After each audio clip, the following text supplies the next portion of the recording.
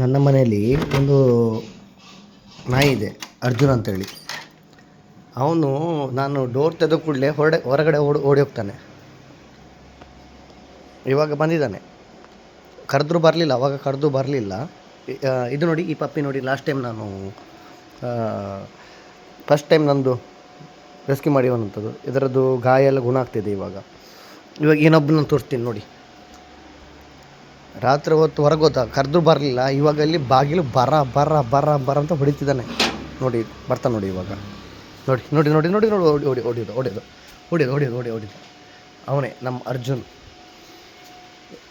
ಅರ್ಜುನ್ ಯೋ, ಅರ್ಜುನ್ಗೆ ಅರ್ಜುನ್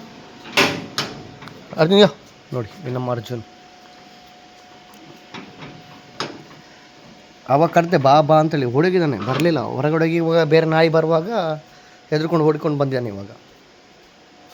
ನೋಡಿ ಇಲ್ಲಿದ್ದಾನೆ ಅರ್ಜುನ್. ಬೈಸ್, ಈ ಮರಿ ತುಂಬ ಆ್ಯಕ್ಟಿವ್ ಇದೆ, ತುಂಬ ಪ್ರೀತಿ ಮಾಡ್ತದೆ, ನಮ್ಮ ಆಟ ಆಡಲಿಕ್ಕೆ ಬರ್ತದೆ, ಇದು ಮಾಡ್ತದೆ. ತುಂಬ ಚೆನ್ನಾಗಿದೆ ಈ ನಾಯಿ ಮರಿ.